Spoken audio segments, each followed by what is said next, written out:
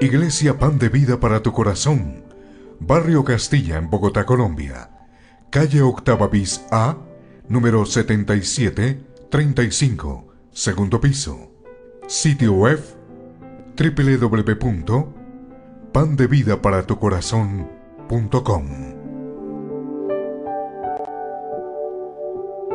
Porque la palabra de Dios es viva y eficaz, y más cortante que toda espada de dos filos, y penetra hasta partir el alma y el espíritu, las coyunturas y los tuétanos, y discierne los pensamientos y las intenciones del corazón.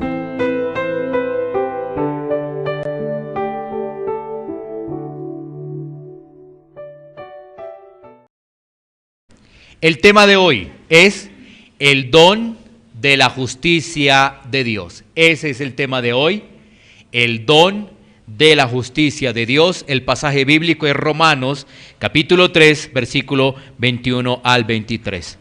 Acompáñame en esta lectura de la palabra de Dios. Dice así: pero ahora, aparte de la ley, se ha manifestado la justicia de Dios, testificada por la ley y por los profetas. La justicia de Dios por medio de la fe en Jesucristo, para que todos los que creen en Él, porque no hay diferencia, por cuanto todos pecaron y están destituidos de la gloria de Dios. Vamos a orar para poder comprender la palabra, pedir al Señor que Él nos ilumine y nos dé el entendimiento de la palabra de Dios. Amado Padre Celestial, Rey de Reyes, te damos gracias, Señor, por permitirnos, Señor, recibir tu mensaje. Pedimos, Señor, tu iluminación para poder entender con claridad tu mensaje, Señor. Padre de la gloria, somos necesitados de ti, Señor. Por ello, Señor, clamamos ante ti para un entendimiento de tu consejo, de tu palabra. Que podamos, Señor, estar receptivos para tu mensaje.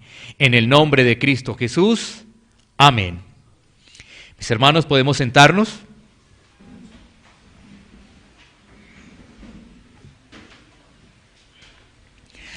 Vamos entonces a continuar con Romanos y hemos llegado a una sección muy interesante. Pero debemos hacer como un pequeño recuento de lo que hemos venido abordando para poder llegar a esta sección muy interesante. Bueno, el apóstol Pablo ha venido presentando una serie de acusaciones para el hombre. ¿Cuál es la conclusión? Desde el capítulo 1, específicamente versículo 18 en adelante, hasta capítulo 3, versículo 20, que el hombre es culpable y como consecuencia de ello está bajo el juicio de Dios. Cosas muy interesantes. Primero, el hombre es culpable. Eso es lo que ha venido desarrollando el apóstol Pablo. Primero, con aquellos que son gentiles o aquellos que se conoce como el hombre natural. Recordemos que lo veíamos en el capítulo 1, versículo 18 en adelante, ¿no? La culpabilidad del hombre.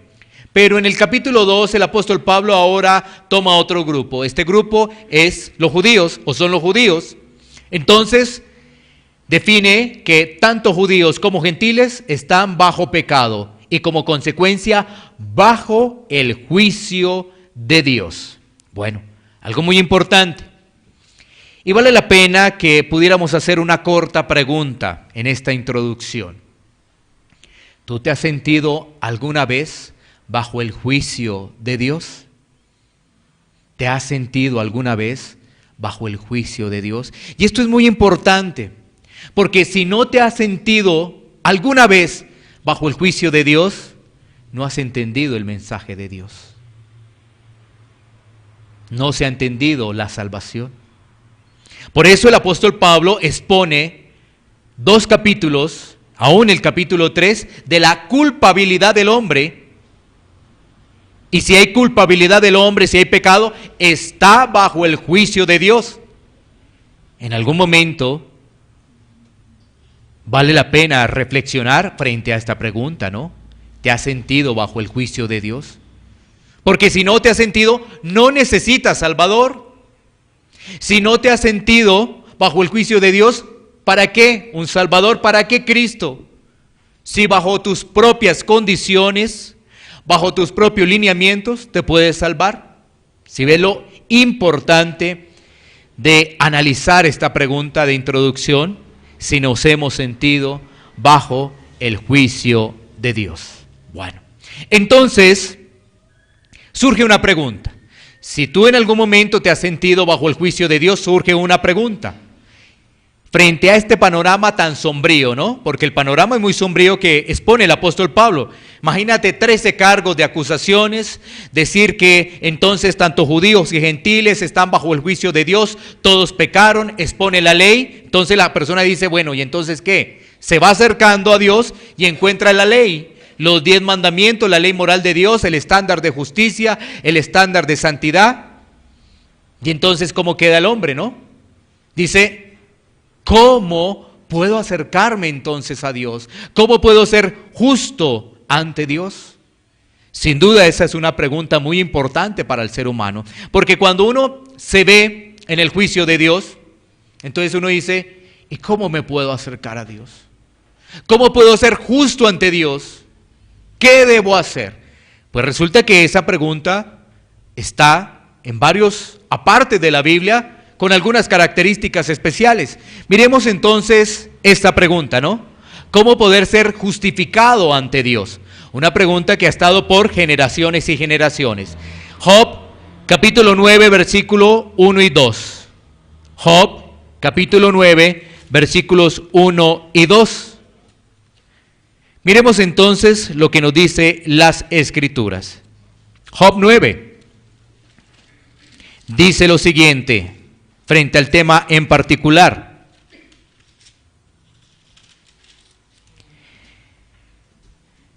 Respondió Job y dijo, ciertamente yo sé que es así.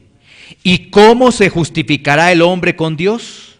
Bueno, ahí está una pregunta de Job. Job está inquieto. Job está pasando por situaciones realmente complicadas, difíciles. Y entonces Job dice, ciertamente yo sé que es así. ¿Y cómo se justificará el hombre con Dios? Si ves, es una pregunta que es generación tras generación. ¿Cómo puedo ser justo delante de Dios, de ese Dios que tiene un estándar de los 10 mandamientos? ¿Cómo puedo ser? Bueno, miremos qué nos dice Job 9:20. Job 9:20. Dice la palabra de Dios, si yo me justificare, me condenaría mi boca. Si me dijere perfecto, esto me haría inicuo. Son palabras muy interesantes de Job. ¿Qué nos está diciendo Job? Si Job dijera, yo sí me puedo justificar, yo sí lo puedo hacer, ¿sabes qué? Dice ahí, me condenaría mi boca.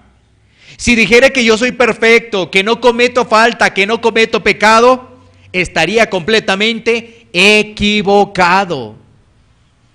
Las palabras de Job ahí, sin duda, tienen una gran trascendencia y un gran contenido que nos hace reflexionar. Muchas personas piensan que se pueden justificar. ¿Cómo? Con las obras. Sin embargo, esa persona que piensa que se puede justificar con las obras, la Biblia dice que esas obras son como trapo de inmundicia, están completamente contaminadas. Bueno, pero en la Biblia observamos más casos de personas inquietas. Aquí vemos a Job, ¿no es cierto? Y Job reacciona. Job más o menos va entendiendo el mensaje de Dios, ¿no? Pero fíjate que hay personas que se les habla de Dios y no entienden. Mira, por ejemplo, lo que ocurre en otro pasaje de las Escrituras, específicamente en Lucas capítulo 3. ¿Quién tenemos ahí en Lucas capítulo 3? A Juan el Bautista. Juan el Bautista está anunciando al que va a venir. Juan el Bautista está, ¿qué? Compartiendo la palabra de Dios, está predicando. Y dentro de ese mensaje que entrega, que es de confrontación, en Lucas capítulo 3, reluce una pregunta de las personas que están escuchando, específicamente en el versículo 10. Dice, y la gente le preguntaba diciendo, entonces, ¿qué haremos? Porque si miramos los versículos anteriores, lo que está diciendo Juan el Bautista es, haced pues frutos dignos de arrepentimiento. O sea, Juan el Bautista les estaba diciendo cuál es la herramienta para seguir avanzando. Y la gente le pregunta, ¿qué haremos? ¿Qué haremos entonces? Miremos que nuestro Señor Jesucristo también recibe una de esas preguntas. En Juan, capítulo 6, versículo 27 y 28.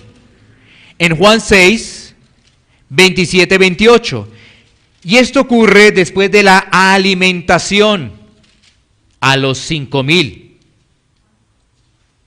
Entonces dice las Escrituras ahí. Juan 27, 28 dice. Entonces le dijeron, ¿qué debemos hacer para poner en práctica las obras de Dios? Respondió Jesús y le dijo, esta es la obra de Dios, que creáis en el que ha enviado.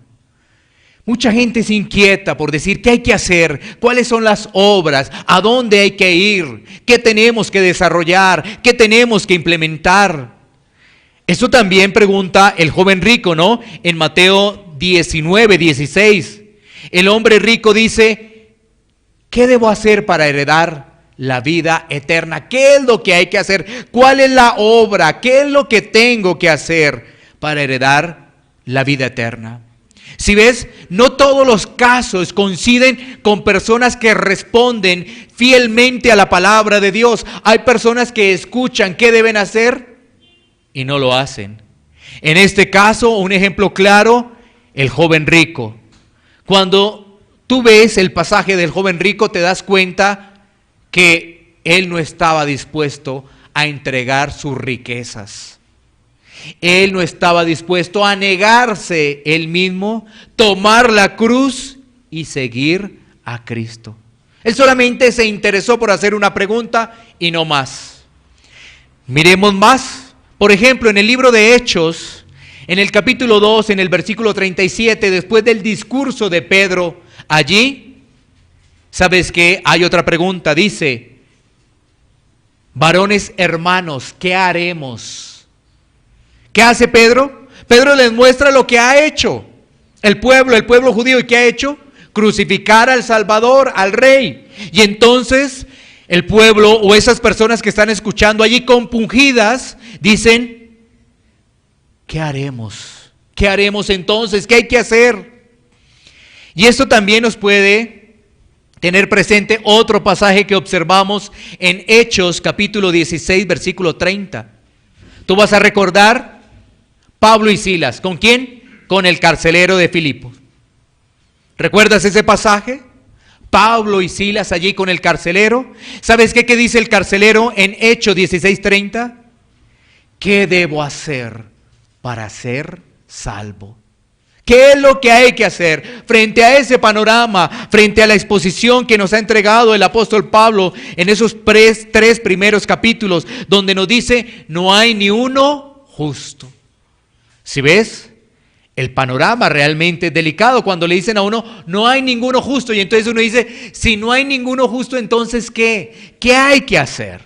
Bueno, concentrémonos entonces en nuestro pasaje para poder entender qué es lo que hay que hacer.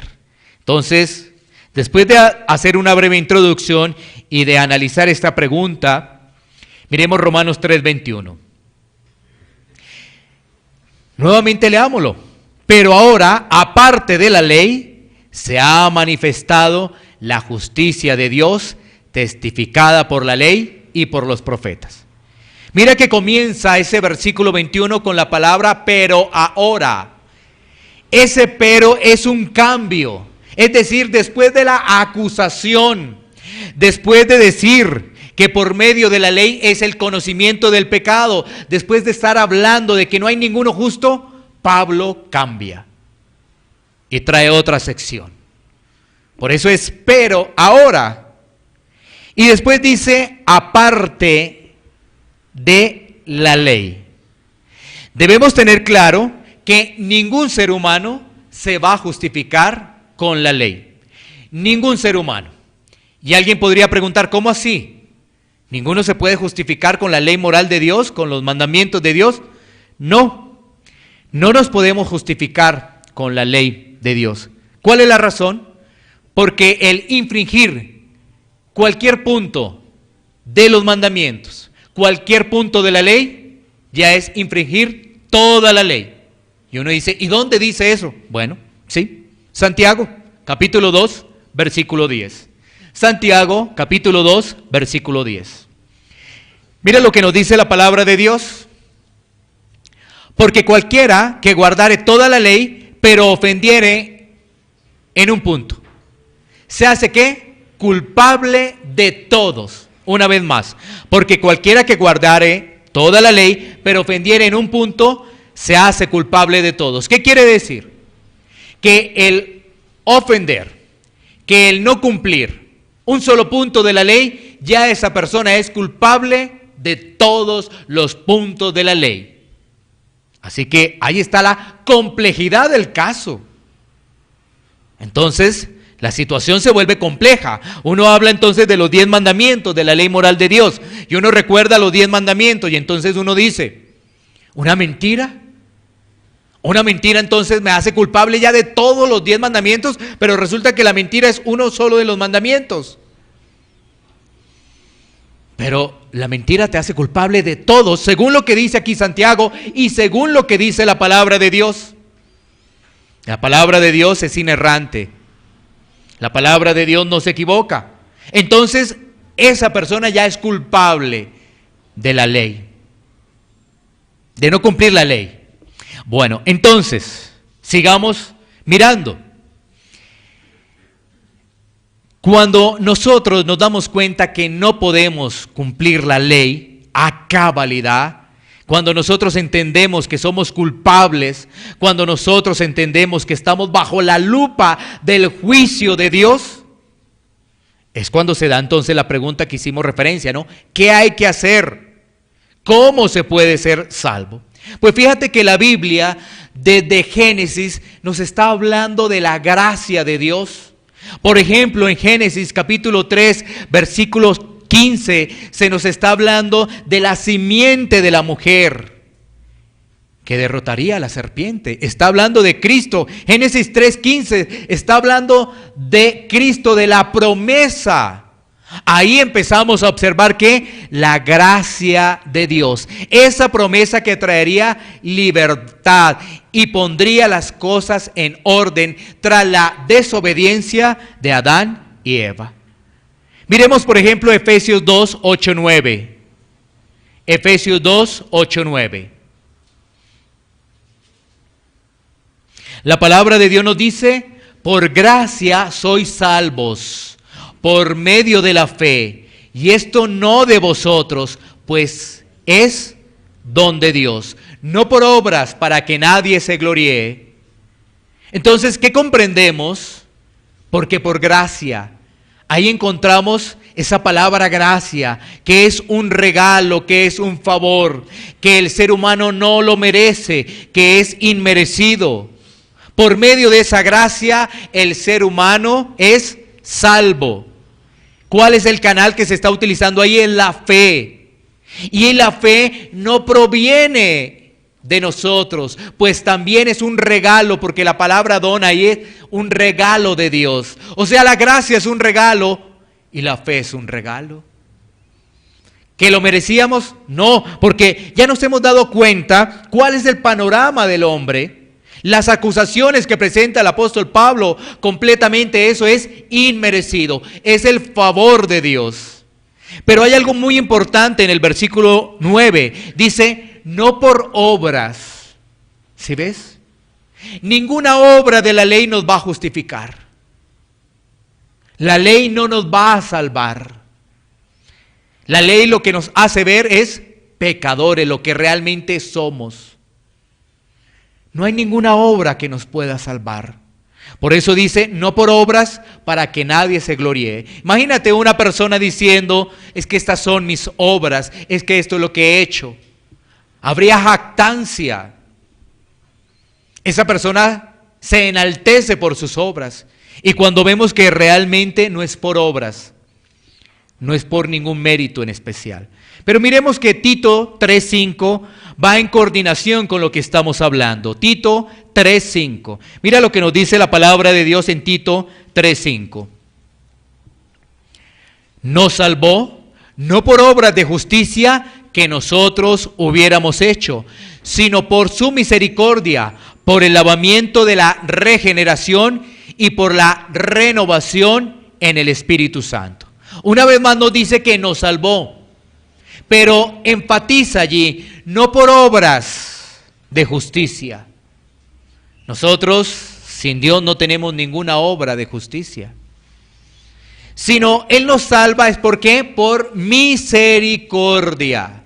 Tiene misericordia por el lavamiento de la regeneración y por la renovación en el Espíritu Santo. Entonces ahí aparece que el nacimiento de nuevo.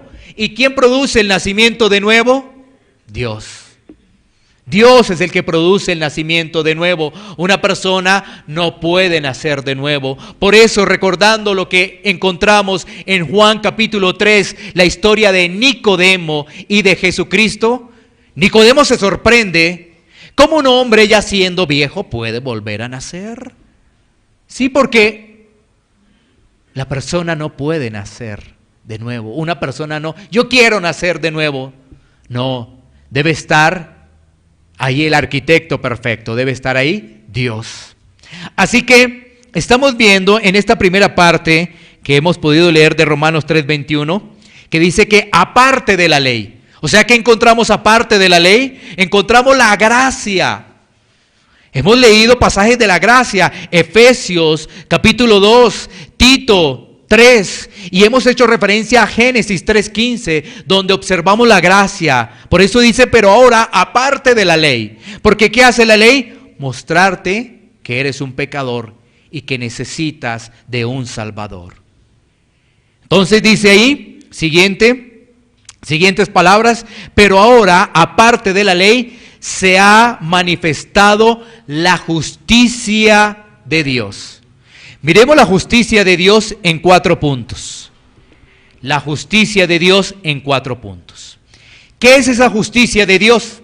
Mira, la justicia de Dios es la manera como un Dios justo considera como justo a pecadores que le ofendieron y los acepta y les concede la salvación y la vida eterna. Quiero volverte a repetir. Esa justicia es la manera como un Dios justo considera justos a pecadores que le ofendieron. Y Dios los acepta y les concede salvación y vida eterna. Miremos, Dios es justo, ¿no? Debemos tener claro ello. Dios es justo. Dios odia el pecado. Él no da por inocente al culpable. No, Dios no. Él no da por inocente al culpable. Esa es la justicia de Dios. Él es justo. Él rechaza el pecado. Él odia el pecado. Y Él no dará por inocente al culpable. ¿Eso qué significa? Eso significa que Dios no cambia su estándar de justicia. Y entonces uno diría, ¿y entonces nosotros cómo es allí? ¿Cómo es? Pues bueno, Él ha puesto un sustituto. Y el sustituto es Cristo. El justo por los injustos. ¿Sí ves? Él no ha cambiado el estándar de justicia porque, ay, nosotros sí, ya la salvación. No, Él ha puesto a Cristo como sustituto para que nosotros seamos justos. Entonces, ¿quién padeció? Cristo. ¿Quién sufrió? Cristo. ¿Dónde lo sufrió? En la cruz. Ahí está. Ahí está. Entonces, Dios no ha cambiado su estándar, porque uno dice, ay, vea, nos dio la salvación así por así, qué bueno. No, ¿sabes qué? Cristo sufrió, Cristo padeció lo que nosotros deberíamos padecer. Y a la final, ¿qué deberíamos tener nosotros? El infierno. Pero ¿sabes qué? La misericordia, Cristo padeció por nosotros. Así que ese es el primer punto, ¿no? La justicia de Dios es que Él hace justo a pecadores por medio de nuestro Señor Jesucristo. Pero Él no cambia el estándar de justicia. Él no lo cambia. Si cambiara ese estándar de justicia, ya no sería justicia. Ya no sería justicia. O sea, ¿y qué pasa entonces con los otros? Pues bueno, los otros, el infierno. Ahí está. ¿Sí ves? Y nosotros, ¿cómo pagamos? Por Cristo. Pero ahí hay estándar de justicia. ¿Sí ves? ¿Y qué pasó con los otros? Pues el infierno, porque los otros no tenían a Cristo. Pero ahí está. Unos con Cristo y otros con el infierno. Y ahí está, paga la justicia. Ahí está la justicia. ¿Sí ves? No se cambió el estándar de justicia de Dios. Para nada, absolutamente para nada. La justicia de Dios no es como la justicia del mundo. La justicia del mundo saca provecho, saca interés, se manipula. Le interesa que el dinero se puede comprar. A Dios no se le puede comprar. ¿Tú sí sabías que había en el siglo XVI algo que se conoce como las indulgencias? ¿Y qué era? Comprar el favor de Dios, comprar la salvación.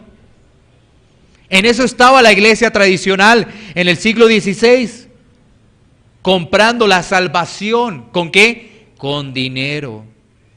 Y eso no se puede hacer. Bueno, sigamos avanzando.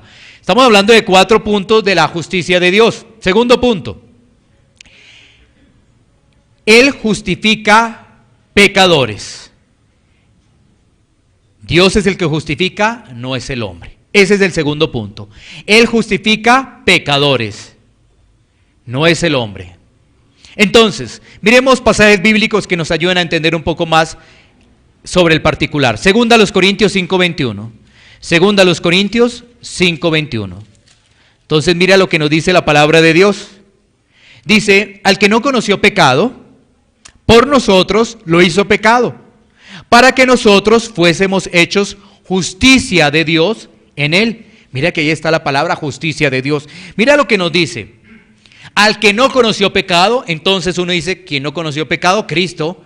Cristo, el único que vino sin pecado, estuvo acorde con la ley de Dios.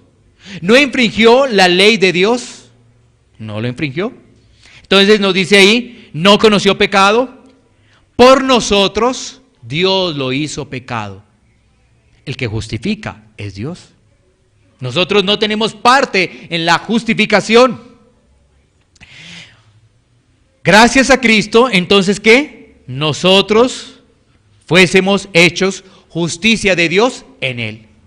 Gracias a Cristo, gracias al sacrificio de Cristo. Miremos qué nos dice Hebreos 4:15. Hebreos 4:15. Mira lo que nos dice la palabra de Dios. En Hebreos 4:15 se nos dice lo siguiente: porque no tenemos un sumo sacerdote que no pueda compadecerse de nuestras debilidades, sino uno que fue tentado en todo, según nuestra semejanza, pero sin pecado. Qué interesante, ¿no? El Señor viene a esta tierra, viene a este mundo.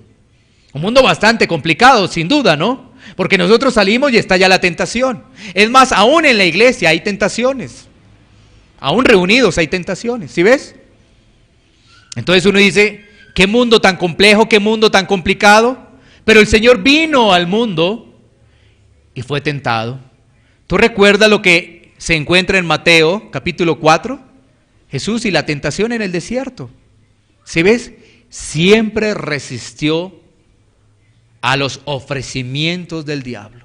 Siempre resistió. ¿Y cuál es el ejemplo que nosotros podemos tener de Mateo 4? Que primero también vamos a ser tentados, pero que podemos resistir. Porque ese es el ejemplo de Cristo frente a todo lo que presenta el mundo, ¿no? ¿Te acuerdas un pasaje allí en Mateo 4 donde le dice Satanás a Cristo, y todo esto te daré, si postrado me adoras? Si de las riquezas del mundo, y hoy en día muchos sucumben a las riquezas del mundo y no se han dado cuenta que eso es todo temporal, absolutamente todo es temporal. Y mira, si quisiéramos ampliar, aunque no es el tema, de allí surge ese evangelio de la prosperidad.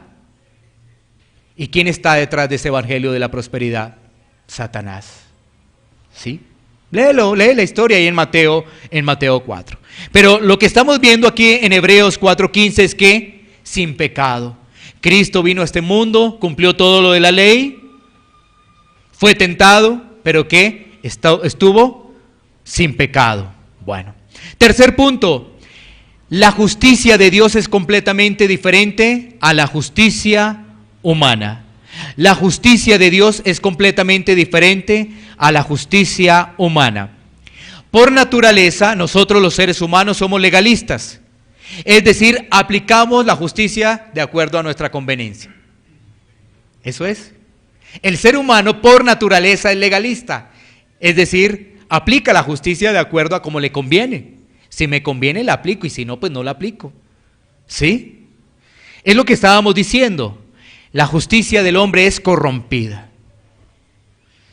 Y veníamos abordando de que la gente hoy en día quiere comprar su salvación, cree que con dinero compra la salvación.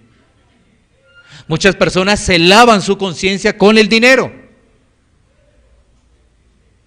¿Cuánto dinero ilegal se infiltra en la iglesia latinoamericana? Y eso es, se lavan la conciencia ellos mismos, ¿no? Esa es la justicia que ellos mismos se aplican. ¿Y qué mirar la justicia de los gobiernos? Pues no analicemos ese punto para no entrar en esos detalles. Pero debemos entender que la justicia de Dios es perfecta. La justicia del hombre es corrompida. Eso es lo que debemos entender. Y finalmente, punto número 4, es que esa justicia está basada en Cristo. Esa justicia está basada en Cristo. Así que tenemos 4 puntos de la justicia de Dios. Recordemos rápidamente esos 4 puntos. Lo primero es que esa justicia es la manera como Dios justo considera como justo a pecadores que le ofendieron. La segunda es que Él justifica, Dios es el que justifica a los pecadores y no el hombre. La tercera es que la justicia de Dios es completamente diferente a la justicia humana. Y la cuarta, esa justicia está basada en Cristo. Entonces, sigamos adelante con nuestro texto. Romanos 3:21 dice, pero ahora aparte de la ley, se ha manifestado la justicia de Dios, testificada por la ley y por los profetas. Es decir, el apóstol Pablo no estaba hablando nada nuevo. ¿Sabes qué? Eso estaba anunciado desde el Antiguo Testamento. Porque está hablando de la ley y de los profetas. Está hablando ahí del Antiguo Testamento. Así que, por ejemplo, podemos ver al profeta Isaías anunciando al que iba a venir en Isaías 53. Por ejemplo, tomemos versículo 11. Recordemos que el Antiguo Testamento está lleno de figuras y símbolos que anuncian, que representan el que iba a venir. Isaías 53:11. Dice la palabra de Dios: verá el fruto de la aflicción de su alma y quedará satisfecho. Por su conocimiento justificará mi siervo justo a muchos y llevará las iniquidades de ellos. Oye, esto está como muy parecido a Romanos, date cuenta, si ves cómo es la Biblia de preciosa y hermosa y que vale la pena estudiarla. Cuando tú lees Isaías 53 dice, oye, esto está muy parecido a lo que hemos venido haciendo referencia, ¿no? Pues Isaías 53 está hablando de Cristo, del que iba a venir. Por eso dice, verá el fruto de la aflicción de su alma y quedará satisfecho. Por su conocimiento justificará mi siervo justo a muchos. Es decir, Cristo es el que justifica. Pero Cristo también lleva las iniquidades, el pecado ¿de qué? De muchos, para que se cumpla la justicia de Dios. Bueno, sigamos allí en Romanos, el siguiente versículo, versículo 22. Romanos 3:22, dice lo siguiente: la justicia de Dios por medio de la fe en Jesucristo, para todos los que creen en Él, porque no hay diferencia. En este pasaje de el versículo 22, capítulo 3, ratificamos entonces que la justicia de Dios es por medio de Cristo. ¿Sí ves? La justicia de Dios es por medio de Cristo. Y nos presenta algo allí muy importante, la fe. La fe, algo muy importante. Entonces, ¿sabes qué? La fe no es un salto a la oscuridad. A veces se nos ha hablado de una fe ciega y algunas personas dicen, no, es una fe ciega. Eso no aparece en las Sagradas Escrituras. Tener una verdadera fe es un entendimiento claro de quién es Cristo. Tener una verdadera fe es tener un entendimiento de lo que hizo Cristo en la cruz y depositar una plena confianza ¿en qué? En Él y en las promesas de Él. Eso es la verdadera fe. Es entender quién es Cristo, cuál fue su obra y las promesas que hay. No estamos hablando de una fe ciega, no estamos hablando de una fe que es un salto a la oscuridad, no. Por el contrario, es entender la obra de Cristo.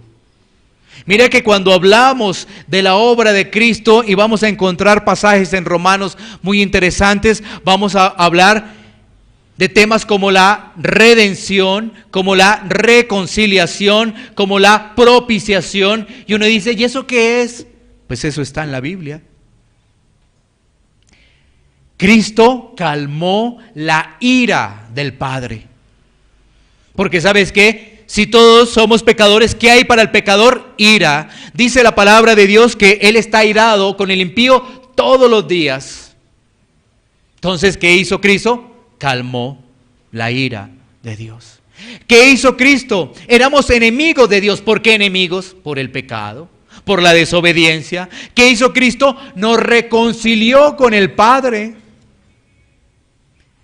¿Qué hizo Cristo? La redención, es decir, nos rescató, nos compró. Redención, nos rescató, nos compró. ¿Nos rescató de qué? Del pecado. ¿Nos rescató de qué? De seguir en la carne. ¿Sí? ¿Sí ves?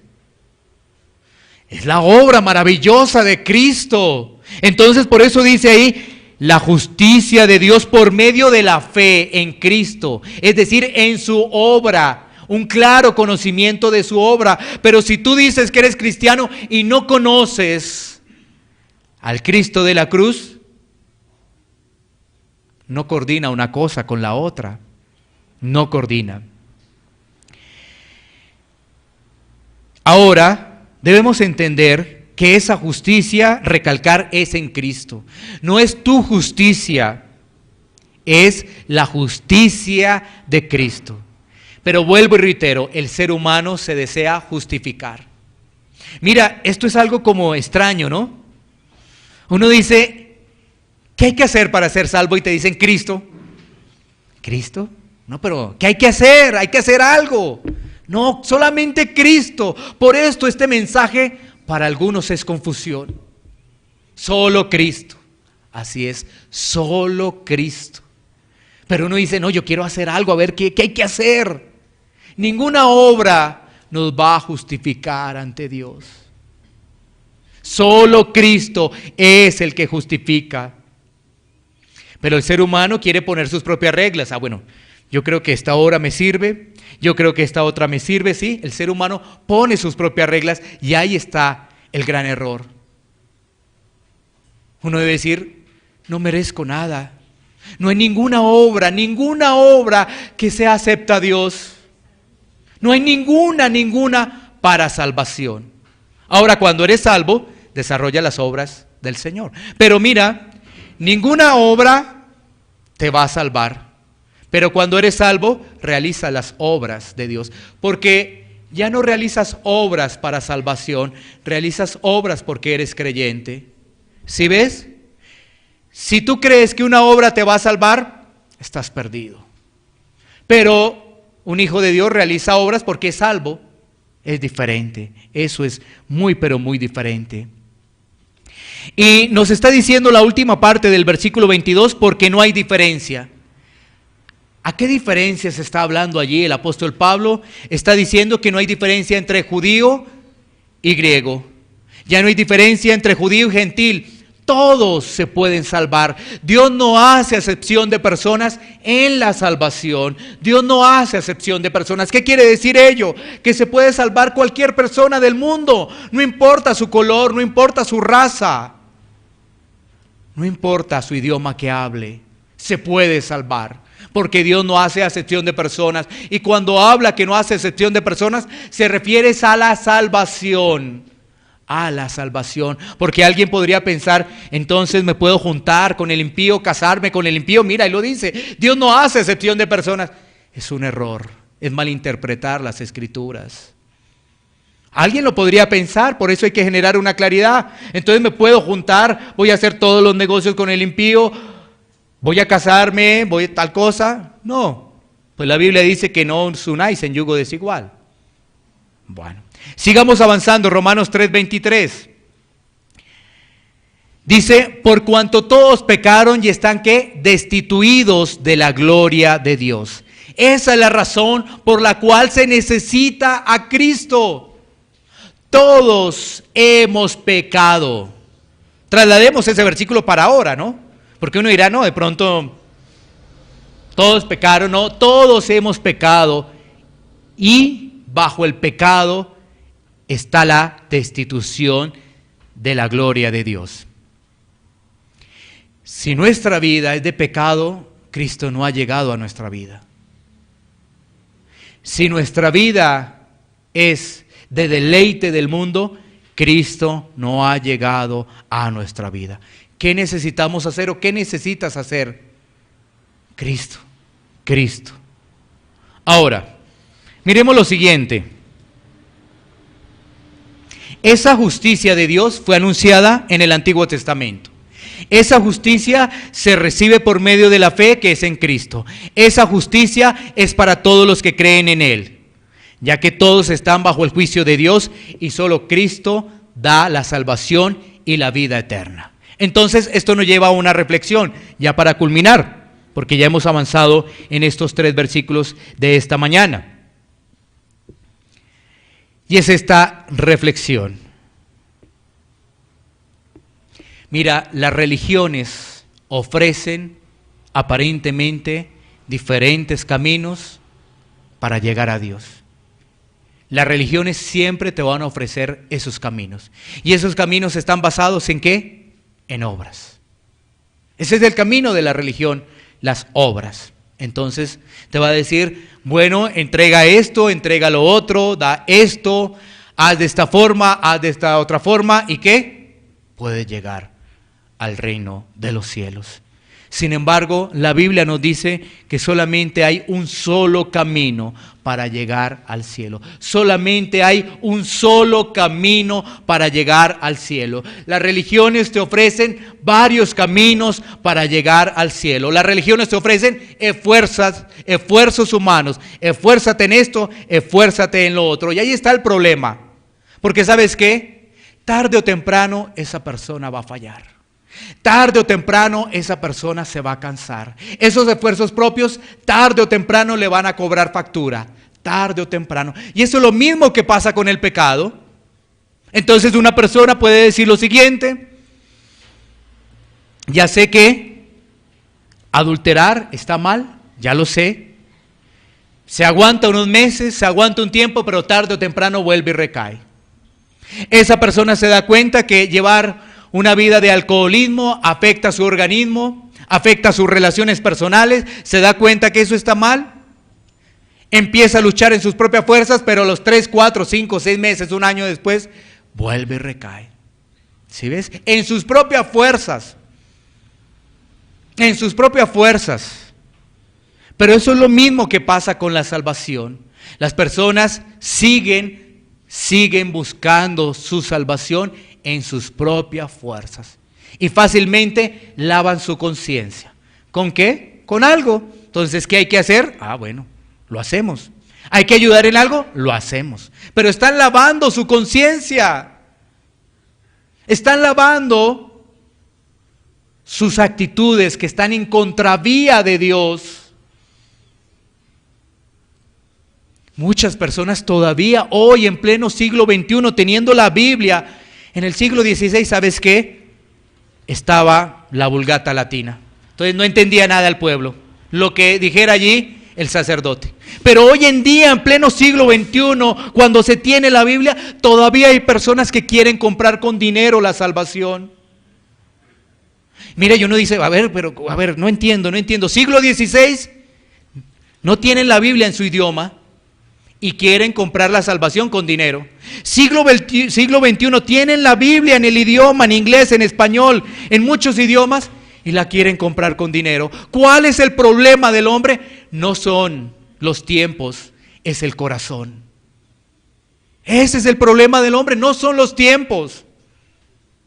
Podríamos decir, no es que somos mejores que del siglo XVI, nosotros somos mejores porque tenemos tablet, tenemos celulares, tenemos aviones, allá les tocaba a caballo, en burro, a pie, ¿cierto? Somos mejores. ¿Somos mejores que esa generación? Diría Pablo, en ninguna manera, iguales, destituidos de la gloria de Dios. ¿Sí ves?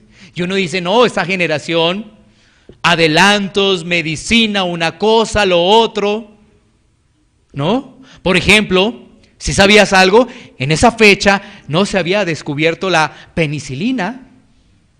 No se había descubierto. Y uno dice, no, esto está mejor, este tiempo es mejor, porque si tengo algún inconveniente, penicilina y ya, se va eso. Y uno dice, este tiempo es mejor, somos mejores. No somos mejores. Con un solo ejemplo de decir que la gente hoy sigue comprando su salvación por sus obras o por el dinero, ya quedamos igual que el siglo XVI. Aquellos estaban comprando su salvación con una obra, en este caso era dinero. Y hoy en día muchas personas quieren lavar su conciencia con el dinero. Pero la salvación solamente es por Cristo. Miremos Juan 14:6. Juan 14:6. No hay sino un solo camino. Cristo no dijo, hay varios caminos y yo soy uno de ellos. No. Mira lo que dice Juan 14:6. Son palabras de nuestro Señor Jesucristo. Jesús les dijo, yo soy el camino y la verdad y la vida. Y la siguiente declaración es contundente para que nadie lo dude. Dice, nadie viene al Padre sino por mí. Nadie puede venir al Padre si no está Cristo. Nadie. Pero ya entendimos las razones, ¿no? Si yo quiero pasarme a Cristo, entonces la justicia es mi propia justicia. Entonces, ¿qué merezco? El infierno. Y entonces el día que me toque presentarme ante el tribunal del Señor, infierno. ¿Sí ves? Porque me pasé a Cristo. Me lo pasé. No, yo quiero mi propia justicia. Yo no necesito a Cristo, mis propias obras me van a justificar y entonces estaré contento en este mundo. Pero el día que me presente ante el juicio será amargura, será dolor. ¿Sí ves? Pero si en estos momentos yo digo, no hay nada que me pueda salvar. No hay ninguna obra. No son mis reflexiones que tengo de la Biblia. Uy, cómo la entiendo, cómo entiendo la palabra de Dios, qué forma tan maravillosa, cómo estoy orando, qué lenguaje, cómo me refiero a los demás, yo amo a todos. Si estoy en esa línea, es que como entiendo las cosas, yo los amo a todos. Es una línea de autojustificación. Para ganar mis propios méritos y decir, si ves Dios, allí está mi diploma. Y Dios te va a decir, tú no tienes a Cristo. Tú no eres mi hijo porque no tienes a Cristo. Yo mandé a mi hijo a morir. Unos lo recibieron, claro que sí. Ellos están aquí conmigo. Tú no eres de Cristo porque te justificaste. Esto nos lleva a recordar en esta parte final que estamos haciendo, ¿no es cierto? Lo que nos dice Lucas 18, ¿no? Lucas 18:9.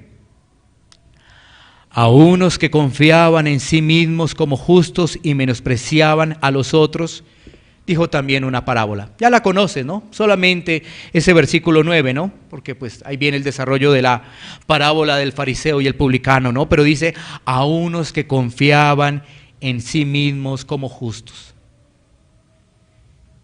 Ese ejemplo de ese fariseo, ¿estaba confiando en Cristo? No. ¿En quién confiaba? En él mismo, en sus obras. Yo sí doy, yo sí oro y yo sí ayuno. ¿Sí ves? Yo sí doy, yo sí oro y yo sí ayuno. Y ese publicano, pero ¿qué vamos a hablar de ese publicano si es un pecador? ¿Ese que va a ayunar? No, ese no. Pero al final dijo ese publicano, dijo, sé propicio a mi pecador. ¿Sí? Sé propicio a mi pecador. ¿Qué dijo ese publicano? Yo soy un pecador, no merezco nada.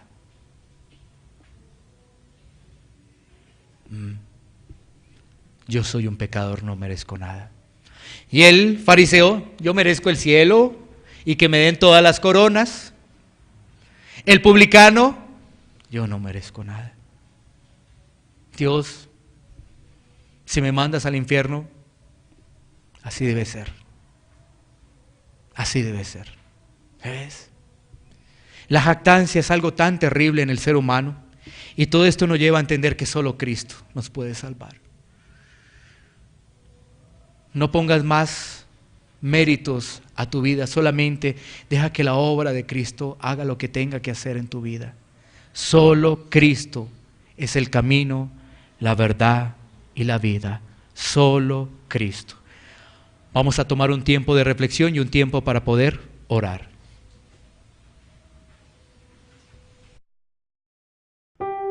Iglesia Pan de Vida para tu Corazón, Barrio Castilla en Bogotá, Colombia. Calle Octava bis A, número 7735, segundo piso. Sitio web www.pandevidaparatucorazon.com. Porque la palabra de Dios es viva y eficaz, y más cortante que toda espada de dos filos, y penetra hasta partir el alma y el espíritu, las coyunturas y los tuétanos, y discierne los pensamientos y las intenciones del corazón.